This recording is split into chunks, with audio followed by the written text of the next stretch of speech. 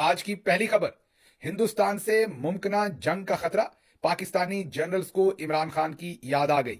जी हां, हमारे पास पहली खबर यह है कि अब जनरल आसिम मुनीर और उनके साथी जनरल्स आपस में बातचीत कर रहे हैं कि इमरान खान के साथ राब्ता किया जाए और उनके साथ बात की जाए। इस सिलसिले में बहुत ही अहम खबर है जो इस वक्त पूरे पाकिस्तान के मीडिया में है, उसका कुछ बैकग्राउंड, उसका कुछ तज्जिया, तमाम चीजें आपके सामने रखेंगे ताकि इस कॉम्प्लेक्स न्यूज या इस बहुत ही उलझी हुई गुत्थी को सुलझाने में हम और आप मिलकर थोड़ी सी रोशनी डाल सके। तो खबर पाकिस्तान के मीडिया में यह है कि 4 से 5 सीनियर रिटायर्ड फौजी अफसरान इमरान खान से मिलना चाहते हैं और उन्होंने अदालत से रुजू कर लिया है। इनके नाम major general retired Masood Barki, lieutenant general retired Zahid Akbar, lieutenant general retired Sikandar Afzal और lieutenant general retired Farooq Khan. इन्होंने इंसदादे दहशतगर्दी अदालत रावलपिंडी में दरखास्त दायर की है कि कुछ बहुत ही अहम किस्म के मामलात हैं जो इमरान खान से हमने डिस्कस करने हैं, इसलिए हमारी मुलाकात इमरान खान साहब से करवाई जाए या हमें इजाजत दी जाए कि हम इमरान खान से मुलाकात कर सकें। अब देखने को तो यह खबर यह है कि 4 बहुत ही सीनियर फौजी अफसरान जो है वो इमरान खान से मिलना चाहते हैं और वो अदालत चले गए हैं। तो इस खबर को अगर थोड़ा सा डाइसेक्ट करते हैं तो इसके कई पहलू हैं। पहला सवाल तो आपके जहनों में आता है कि अगर जनरल आसिम मुनीर इमरान खान से इन फौजी अफसरान की मुलाकात करवाना चाहते हैं तो वो तो सीधी ही करवा देते, अदालत में जाने की क्या जरूरत थी। कानून में भी वैसे सीधी अदालत सीधी जेल की जो अथॉरिटीज हैं वो इमरान खान की मुलाकात करवा सकते हैं लोगों के साथ, कोई ऐसी कदगन नहीं होती अदालत की तरफ से। अदालत में तब जाया जाता है जब कोई मुलाकात ना हो रही हो, किसी को मुलाकात की इजाजत ना मिल रही हो, कुछ स्पेशल सर्कमस्टांसेस हो। इसमें तो जेल अथॉरिटीज चाहें तो इमरान खान के साथ कितने भी लोगों की मुलाकात करवा दें, तो फिर ये अदालत का मामला क्यों है इसमें। तो इससे लगता तो यह है कि इन जनरल साहबान का और जनरल आसिम मुनीर या दूसरे जनरल्स का, जो सर्विंग जनरल्स हैं, आपस में कोई रिलेशनशिप नहीं है। ये जनरल साहबान खुद से ही मुलाकात करना चाहते हैं क्योंकि अगर इनका उनसे कोई लेना देना होता तो इन्हें अदालत क्यों जाना पड़ता। नहीं, ऐसा नहीं है, सूरत हाल इतनी सादा नहीं है। असल बात यह है कि अगर इन लोगों को किसी भी वक्त इमरान खान से मिलवा दिया जाए और जो ये बात इमरान खान साहब से कहें वो इमरान खान आगे से ना माने, और कल को जब इमरान खान साहब की वुकला से या किसी से मुलाकात हो और वो ये कहें कि मेरे पास 4 फौजी रिटायर्ड जनरल्स आए थे और उन्होंने ये बात कही थी, तो फिर थोड़ी सी पाकिस्तानी आसिम मुनीर साहब और दूसरे जनरल्स के लिए हजीमत होगी। इसलिए उस चीज को कवर करने के लिए पहले ही इन जनरल्स को, ये मेरा तज्जिया है, मेरे पास इसकी खबर नहीं है, ये मेरा तज्जिया है। खबर यह है कि ये लोग मिलने जा रहे हैं, लेकिन तज्जिया मेरा यह है कि इन्हें अदालत में इसलिए भेजा जा रहा है ताकि इस चीज को कवर किया जा सके कि अगर ये चीज उस तरीके से इन प्ले ना हो, क्योंकि अगर ये मुलाकात करा दें फिर तो बहुत वाज़ेह है ना कि इन जनरल्स को आसिम मुनीर साहब और उनके साथियों ने भेजा है। तो कवर देने के लिए कि ये हमने नहीं भेजा, ये अदालत के थ्रू गए हैं, तो ये जनरल्स अदालत में पहुंचे हैं। दूसरा पहलू इस खबर का बहुत ही इंटरेस्टिंग है। वो पहलू ये है कि इस खबर को दी न्यूज ने, अंसार अब्बासी साहब वाली जो न्यूज़पेपर है, उन्होंने कवर किया है और बहुत ही बेहतरीन तरीके से कवर किया है। तमाम जनरल साहबान को मुहिब्बे वतन और आम पाकिस्तानी शहरी, नॉन पॉलिटिकल और बेहतरीन पाकिस्तानी करार दिया है तकरीबन उस खबर की जो समरी बनती है। अगर इसके पीछे जनरल साहबान ना होते तो द न्यूज ने इन्हीं रिटायर्ड जनरल्स को शरपसंद और इंतशारी टोले के साथी करार दे देना था और इन पर शदीद तनकीद होनी थी कि ये एक सियासी लीडर को जेल में क्यों मिलना चाहते हैं, ये रिटायर्ड फौजी अफसरान है, इनका क्या काम है। तो दी न्यूज का भी घेर घार के इस खबर को बहुत ही पॉजिटिव पेश करने से भी यह पता चलता है कि ये मुलाकात किसके इमा पर हो रही है। अच्छी बात है, इस पर कोई तनकीद नहीं मैं कर रहा, बहुत उम्दा बात है। मेजर जनरल रिटायर्ड मसूद बरकी, उनका लास्ट नेम बरकी है, वहां से भी कुछ पता चलता है कि क्यों शायद उन्हें पिक किया गया होगा या उन्हें रिक्वेस्ट की गई होगी। उसके बाद lieutenant general retired Zahid Akbar, lieutenant general retired Sikandar Afzal और lieutenant general retired Farooq Khan. अगर ये वाकई जाते हैं, बातचीत करते हैं और इस कड़े वक्त में कोई इसमें ब्रेक थ्रू होता है, तो हमारी दुआएं इन चारों रिटायर्ड अफसरान के साथ हैं और पूरी कौम चाहती है कि इमरान खान को जेल से बाहर निकाला जा सके। मैं आपको इसका फोरग्राउंड और बैकग्राउंड दे रहा हूं कि ये स्टोरी प्ले कैसे की जा रही है और ये इनिशिएट कैसे हुई है और इसका बैकग्राउंड क्या होगा। अब इसके साथ साथ एक और स्टोरी है जो बहुत ही इंटरेस्टिंग है और वो कहते हैं ना कि सदके जामा थानेदारा मां याद करवा देती है। आपने इत्तेदाद एहसन से एक लतीफा सुना था, तो लग ऐसे ही रहा है कि जो मोदी ने इस वक्त पाकिस्तान के ऊपर जाहिर ज्यादती कर रहे हैं, जिस तरीके से पाकिस्तान का पानी बंद कर रहे हैं, जंग का एक समा पैदा कर दिया है, तो पता नहीं अब शुक्रिया किसका अदा करना है कि हमारे चौधरी साहब को कौमी यकजहती याद आ रही है जो कि पिछले 3 साल याद नहीं आई। आपको बताते हैं कि नहरों के मामले पे क्या हुआ है। अब से चंद दिन पहले तक टेलीविजन के जो मारूफ एंकर्स थे इस्लामाबाद के अंदर, जिनमें मेरी 3 से ज्यादा लोगों से बात हुई, उनको ये बताया जाता था कि पीपल्स पार्टी को ये बता दें, उनके जो गेस्ट आते हैं, और अपना एनालिसिस भी ऐसे ही करें कि अगर पीपल्स पार्टी छोड़ के जाना चाहती है तो जाए, नहरें तो बनेंगी, क्योंकि पीपल्स पार्टी शदीद प्रेशर में थी कि वहां पर पाकिस्तान तहरीक इंसाफ और दूसरी पार्टी नहरों के खिलाफ खड़ी हो गई थी।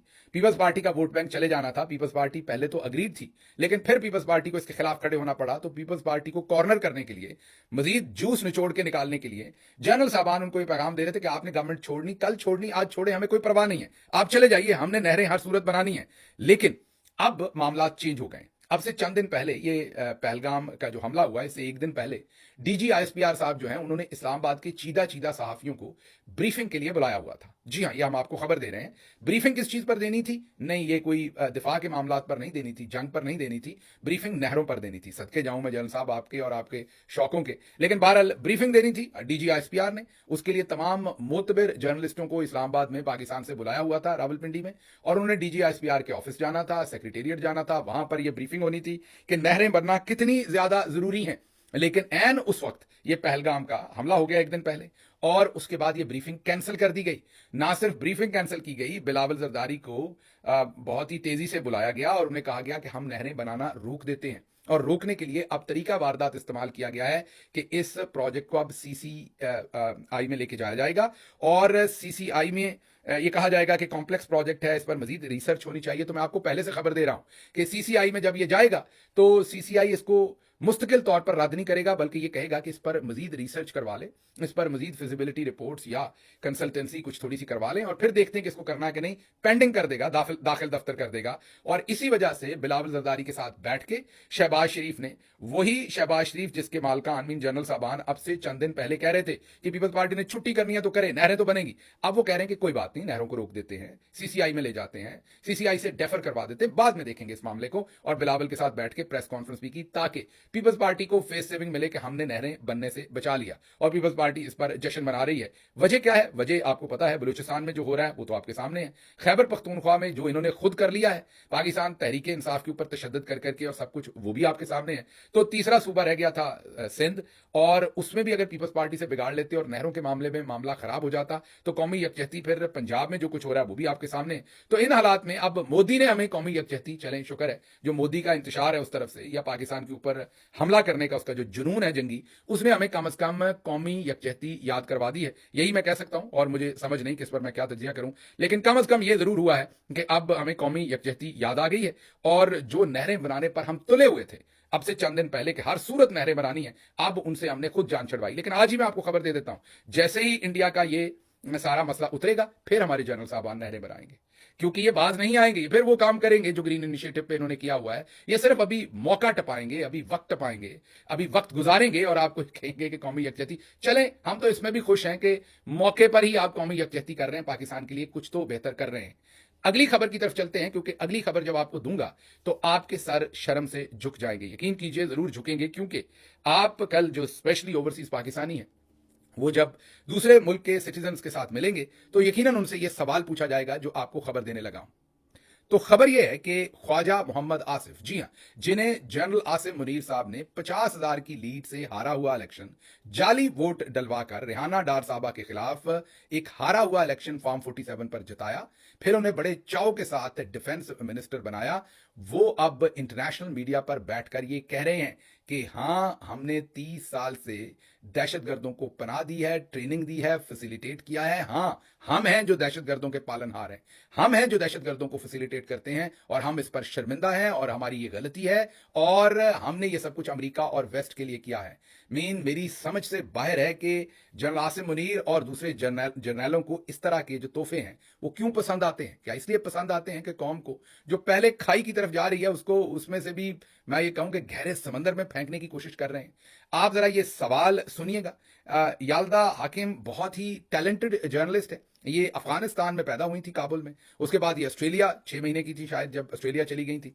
ये पाकिस्तान के रास्ते ही, पहले इनके वालिदैन पाकिस्तान आए थे और जिस लुटे पुटे जैसे वहां से निकले थे, और उसके बाद ये ऑस्ट्रेलिया में गई और फिर इन्होंने जर्नलिज्म किया, और बड़ा पाई का जर्नलिज्म करती हैं। स्काई न्यूज की ये टॉप ब्रॉडकास्टर हैं, इससे पहले बीबीसी की टॉप ब्रॉडकास्टर रही हैं। बैकग्राउंड इसलिए बता रहा हूं कि जिस भी ब्रिगेडियर साहब ने, जनरल साहब ने इसे याल्दा हाकिम के सामने फेंका है, उसे इसके कैलिबर के बारे में सोचना चाहिए था कि ये जो भांड है, ये जो जुगतबाज है, ये इस काम के लिए नहीं है। इसको कोई पंजाबी, मेरा जो पंजाबी वीलाग है, इस तरह का किसी और जर्नलिस्ट से करवाएं और उसके अंदर इसका इंटरव्यू ले, ये पंजाबी में जुगते मारे और वहां पर ये बताए कि हमारा टेररिज्म के बारे में क्या पॉइंट ऑफ व्यू है। आपने सवाल सुनना है, इस शख्स का जवाब सुनना है। जो ब्रॉडकास्टर है यल्दा हाकिम, उसके चेहरे के एक्सप्रेशन देखने हैं, तो आपको पता चलेगा कि वो भी परेशान हो गई। फिर इसको अंदाजा हुआ कि ये मैंने खच मार दी है, तो फिर उसको कवर करने के लिए जब उसने पूछा कि ये आप यही कह रहे हैं, तो फिर ये शख्स कह रहा है कि नहीं, वो हमने तब गलती की थी। लेकिन ये जरा सुनिए, ये पहली लाइन क्या कह रहे हैं। वो इनसे पूछ रही है कि पाकिस्तान पर इल्जामात है कि हमेशा पाकिस्तान ने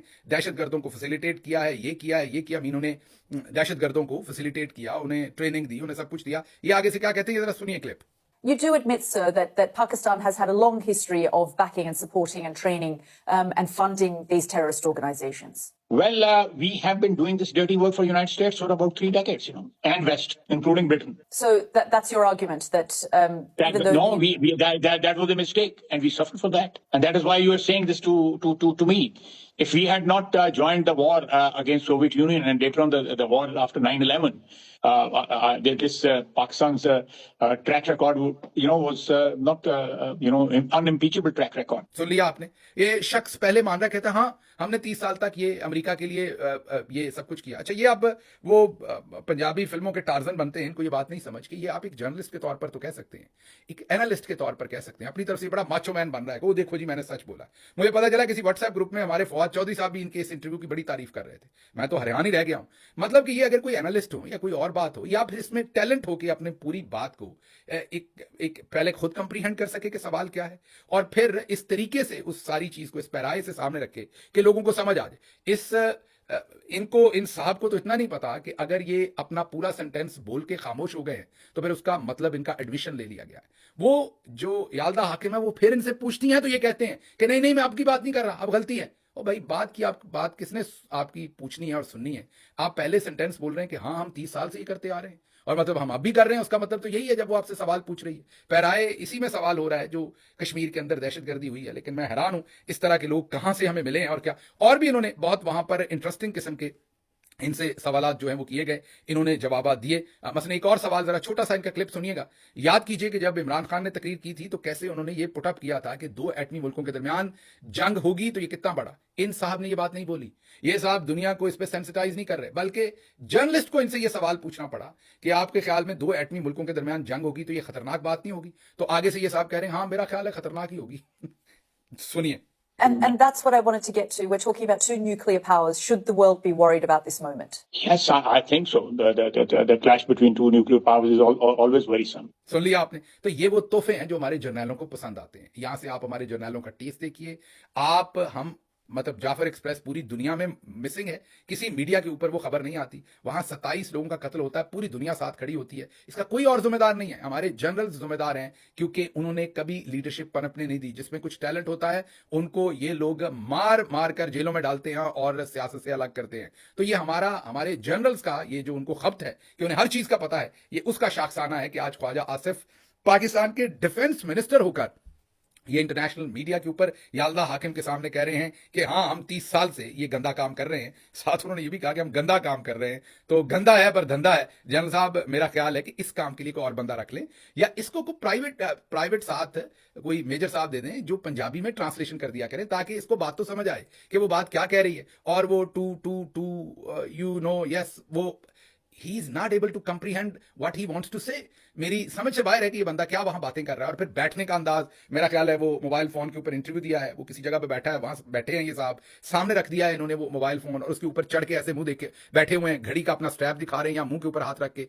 You are a defense minister, act like one, even if you are not, but at least you have given this role, act like one। समझ से बाहर है कि हमारे जर्नल्स जो हैं ये क्या करते हैं और क्या करना चाहते हैं ऐसे लोगों को हम पर मुसल्लत करके। बहरहाल आगे चलते हैं। अगली खबर जो है वो आपके सामने कश्मीर से रखते हैं। अब वहां पर क्या डेवलपमेंट हो रही है वो भी आपको बतानी है। पहली डेवलपमेंट तो हिंदुस्तान से आपको बता देते हैं कि फवाद खान की फिल्म आ रही थी, फिल्म का नाम मैं शायद गलत ले लूं, मुझे एग्जैक्टली नहीं पता, उसकी इंग्लिश में नाम था तो उसका उर्दू क्या बनेगा, अबीर अब गुल है या गुलाल है, लेकिन बहरहाल जो फवाद खान की फिल्म थी गालिबन उसका नाम अबीर गुलाल है, वो आ रही थी, हाल ही में उसने रिलीज होना था। अभी मुस्तकबिल नियर फ्यूचर में, लेकिन अब उनकी जो इंटीरियर मिनिस्ट्री है इंडिया की, उसके तवसत से ये खबरें आ रही हैं कि उस फिल्म को इंडिया के अंदर रिलीज नहीं होने दिया जाएगा। नफरत का आलम जो है वो बहुत बढ़ गया है। आम मुसलमानों के साथ वहां क्या हो रहा है उसकी तरफ तो चलते हैं, लेकिन जिन पर यह इल्जाम है कि उन्होंने ये दहशतगर्दी की, जो ये सारा हुआ सानेहा, ये उन्होंने किया, वो उसके जिम्मेदार हैं, उनमें से अब कई लोगों के घरों को तबाह कर दिया गया है। ये कुछ फुटेज आपको दिखाते हैं। बरखा दत्त और दूसरे इंडियन जर्नलिस्टों ने इन्हें शेयर किया है। एक साहब जिनका नाम शायद आसिफ शेख या आतिफ शेख, दोनों नाम साइमल्टेनियसली लोग यूज कर रहे हैं, आसिफ शेख या आतिफ शेख, उनके घर को तबाह किया गया। उसके साथ साथ एक और जो टेररिस्ट जिनको वो कह रहे हैं एक और हैं, उनका घर भी तबाह किया गया। ये एक से ज्यादा घर तबाह किए गए हैं डिफरेंट इलाकों में। इनके ऊपर उन्होंने कहा है कि ये वो लोग हैं, जाहिर है वो अभी तक पकड़े तो नहीं गए, लेकिन उनके घरों को तबाह किया गया है और उनके घरों की सर्च भी की है। वहां पर सारी सर्च करने के बाद इन घरों को अब तबाह कर दिया गया। जाहिर है वो एक अपनी आवाम के अंदर एक माहौल बनाना चाह रहे हैं कि जीरो टॉलरेंस है और हम बहुत सख्त इसके ऊपर एक्शन लेने जा रहे हैं। आगे चलते हैं। आगे पाकिस्तान के लिए, जैसे हमने आपको बताया कि जब डिफेंस मिनिस्टर और फॉरेन मिनिस्टर दोनों इस तरह के हों, फॉरेन मिनिस्टर आपको इसहाक डार साहब जैसे मनी लॉन्ड्रर, उनके ऊपर इल्जामात रहे हैं, आपको पता है माजी में उन्होंने खुद हाथ से लिख के दिया हुआ है कि मैं मनी लॉन्ड्रिंग करता रहा हूं। जब इस तरह के लोग बिठाए होंगे तो फिर दुनिया किस तरीके से, आप हार्ट टॉक याद कीजिए उनकी जो बीबीसी पे हुई थी, जिस तरीके से, शुक्र है वहां उन्हें हार्ट अटैक नहीं हो गया था हार्ट टॉक पर बैठे हुए, लेकिन जो उन्होंने दुर्गत बनाई थी जर्नलिस्ट ने इनकी, वही काम वैसे यल्दा हाकिम ने बड़े प्यार से कर दिया है ख्वाजा आसिफ के साथ। लेकिन दोनों डिफेंस मिनिस्टर और आपके फॉरेन मिनिस्टर इस तरह के, तो यही होना जो हो रहा है। इसी तरह एक ट्वीट देखिए, ये इजरायली प्राइम मिनिस्टर का है और वो बता रहे हैं हिंदुस्तान को कि आपके साथ पूरे तरीके से खड़े हैं और ठोक के रख देंगे जो भी आपके खिलाफ है। एक साइड ये है। हमारी बदकिस्मती क्या है कि इजराइल ने तो चले खड़े होना ही होना है हिंदुस्तान के साथ, दूसरी तरफ सऊदी अरब भी एक पप्पी इस गाल पे दे रहा है, इस गाल पे दे रहा है दूसरी पे, मतलब कि 1.10 अरब डॉलर इस रिफाइनरी में इन्वेस्ट कर रहा है इंडिया में और 1.10 इस रिफाइनरी में, टोटल 2.20 अरब डॉलर जो है, 2.20 बिलियन डॉलर जो है वो इन्वेस्ट कर रहा है सऊदी अरेबिया 2 ऑयल रिफाइनरीज के अंदर हिंदुस्तान में इमीडिएटली। अमेरिका बहादुर के जो बयान है वो आपने देख लिए हैं, बाकी दुनिया के जो बयान है वो हमने देख लिए हैं। अब जो अमेरिका के अंदर मेरी कुछ लोगों के साथ बात हुई, कुछ पाकिस्तान में भी हुई, उससे अंदाजा हो रहा है और जो इस सारे मामले को समझते हैं कि शायद अगले 2 से 4 हफ्ते के अंदर अंदर मोदी किसी ना किसी किस्म का अटैक करेगा। जो एनालिस्ट हैं वो ये ख्याल कर रहे हैं कि अटैक एयर होगा, लेकिन उसके साथ साथ जमीनी जो इंटरवेंशन है वो भी करेगा इंडिया। उनका ख्याल ये है कि वो भले जीबी में हो, भले कश्मीर में हो, ज्यादा चांसेस इन्हीं इलाकों में, क्योंकि वो वहां पर लाइन ऑफ कंट्रोल है और वहां पर ये एयर स्ट्राइक भी होगी और जमीनी भी कोई ना कोई पेशकदमी ये बेशक अपने लोगों को दिखाने के लिए करें, लेकिन अब वो मस्कुलर पार अपनी जो है वो जरूर दिखाएंगे और कुछ ऐसा करेंगे। अल्लाह ना करे ऐसा हो। हमारी दुआ है कि हिंदुस्तान की जो लीडरशिप है उनको भी अकल आए, क्योंकि दोनों न्यूक्लियर कंट्रीज हैं। अगर ऐसा होता है तो यहाँ के खित्ते के लोगों के लिए बहुत ये मुश्किल है। दूसरी तरफ पाकिस्तान में यकजहती, हकीकी यकजहती आनी चाहिए, वो नहीं जो हम वक्त गुजारने के लिए कर रहे हैं। अच्छा, जो पहली खबर मैंने आपको दी थी उसमें मैं एक आपको बहुत क्लैरिटी दे दूं कि आपने कल को मुझे फिर जिम्मेदार बनाना है, क्योंकि आपने देखा कि पाकिस्तान में पिछले 3 सालों में बहुत सारे लोगों ने आपको झूठ बेचा। आपको कहा इमरान खान अगस्त में बाहर आ रहे हैं, आपको कहा सितंबर में आ रहे हैं, अक्टूबर में आ रहे हैं, दिसंबर में आ रहे हैं। आपको याद है मैंने आपको कभी नहीं कहा। इस खबर में भी मैं इसीलिए आपको बता रहा हूं कि ये इनका वन ऑफ द प्लान है। जरूरी नहीं कि इन जर्नल्स के साथ मुलाकात करके ये वाकई ये सब कुछ करेंगे जो इन्हें करना चाहिए। इस वक्त इनको जरूरत है कौमी यकजहती की, इसीलिए मैंने नहरों वाली खबर दी है आपको। इसीलिए साथ मैंने आपको बताया है कि इमरान खान को भी अब रीच आउट किया जा रहा है, क्योंकि इमरान खान इस टाइम एक ट्रम्प कार्ड है। वो अगर इनके साथ आ जाएं और बयान दे दें इनके हक में, तो कौमी यकजहती वाकई बन जाएगी, जो इनको जरूरत है बहुत ही बुरी तरह से इस वक्त। अगर हिंदुस्तान के खिलाफ हमने इकट्ठे होकर खड़े होना है, और होना भी चाहिए हमें इकट्ठे होकर, लेकिन इनको पहले होश के नाखून लेने चाहिए, जो अभी भी कर रहे हैं। कल किया है, परसों किया है, पिछली रात किया है। जिस तरीके से पाकिस्तान तहरीक इंसाफ के वर्कर्स को यौम तासीस के सिलसिले में भी अब हाउंड किया जा रहा है, पकड़ा जा रहा है, मारा जा रहा है, उनके ऊपर जुल्म किए जा रहे हैं, ये सब फौरी तौर पर बंद करना चाहिए। लेकिन कहना मैं ये चाहता हूं कि जरूरी नहीं है कि ये इस प्लान को बाद में अमली जामा नहीं या पजामा, आप जो भी कहना है आपने वो पहनाए, क्योंकि मैंने जैसे आपको कहा कि जैसे नहरों वाले में बदयांती है कि बाद में बनानी अभी काम चलाओ, इसमें भी हो सकता है कि ये अभी टेंशन है तो इमरान खान साहब से एक आध बयान ले लो, उन्हें कहो हम आपके साथ ज्यादती करना बंद करेंगे, एक आध बयान ले लो और उसके बाद फिर अपनी रवश पे चले जाओ। अगर ये जेन्युइनली ईमानदारी के साथ रीच आउट करे तो इससे अच्छी ब्लेसिंग पाकिस्तान के लिए और कोई नहीं होगी, और मेरी दुआ है कि ये करें। लेकिन मुझे इनकी इंटेंशंस पर शक है, इसलिए कल को अगर ये ना कहें तो आपने मुझे ये नहीं बताना कि मैंने आपको झूठ बोला। मैं आपको वो खबर दे रहा हूं जो हो रही है ग्राउंड के ऊपर। ये उसमें से प्लान ए अपना ऑन करते हैं, बी करते हैं या सी करते हैं, क्योंकि ये बदलते रहते हैं, वो मैं आपके सामने नहीं कह सकता। आगे चलते हैं जी। अगली खबर जो है वो आपके सामने ये रखनी है कि अब सिर्फ इमरान खान साहब के बारे में हम ये नहीं कहते, नजम सेठी क्या कहते हैं सुन ले। बड़ी बदकिस्मती है कि हमारे यहाँ कोई ऐसा लीडर नहीं है जो कि खड़ा होकर जो बात है वो कह सके। अच्छा, और बाय द वे ये this is something that Imran Khan के हक में ये बात जाती है कि जब उन्हें मौका मिलता था तो वो नरेंद्र मोदी के खिलाफ भी बात करते थे और इसराइल के खिलाफ भी बात करते थे।